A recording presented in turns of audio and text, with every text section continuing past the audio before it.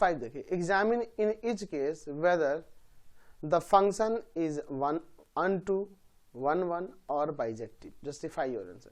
हमें चेक करना है कि ये 1 1 है, अनटू है या फिर बाइजेक्टिव है। तो 1 1 अनटू दोनों होगा तो बाइजेक्टिव हो जाएगा। पहला देखिए function F R to R defined by F X equal to में दिया हुआ है 1 प्लस का एक्स स्क्वायर। चलिए तो सबसे पहले हम लोग इसके 1 1 की बात कर लेते हैं। यहाँ ले लेते हैं कि लेट एफ एक्स वन जो है ना एफ एक्स टू के इक्वल है for all x1 x2 belongs to domain of the function, यानी कि आर। तो यानी यहाँ आ जाएगा x1 रखेंगे तो 1 प्लस x1 का स्क्वायर और x2 रखेंगे तो आएगा 1 प्लस x2 का स्क्वायर। 1 से 1 कैंसिल, कह रहा है x1 स्क्वायर x2 स्क्वायर के इक्वल है। किसके लिए जी? रियल नंबर के लिए। तो क्या x1 x2 के इक्वल होगा? यह जरूरी नहीं है। आप देख लो, आप यहाँ -1 रखो +1 रखो, वैल्यू सेम ही आएगा, 2 आ जाएगा। ये -1 +1 आपस में तो इक्वल नहीं है ना जी। Therefore function f is not 1 1।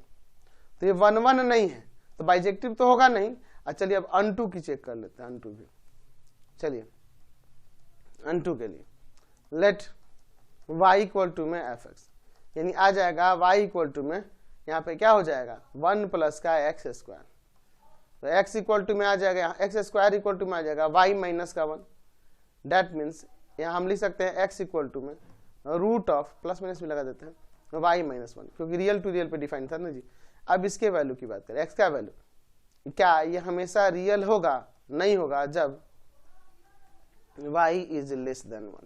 और y के वैल्यू में यहाँ 1 से लेस देन रखूंगा तो उन सभी वैल्यू के लिए यहाँ पे इसका वैल्यू कभी भी रियल नहीं आएगी। देख लो 1/2 रखो माइनस में आ जाएगा, है ना। 0 रखो तो भी रूट अंडर -1 आएगा, जो कि रियल नहीं है। तो यहाँ पे 1 से लेस देन के लिए जितने भी एलिमेंट होंगे उन सबका प्री इमेज इसके डोमेन में नहीं मिलेगा। तो लिख सकते हैं कि some elements of codomain having no pre-image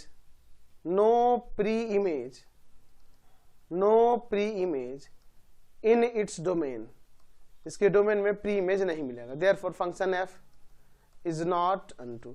तो ये 1 1 भी नहीं है और unto भी नहीं है, तो यानी बाइजेक्टिव होगा नहीं। hence function f is not a bijective function. ठीक है, बाइजेक्टिव फंक्शन भी ये नहीं होगा। समझे? चलते हैं नेक्स्ट क्वेश्चन पे।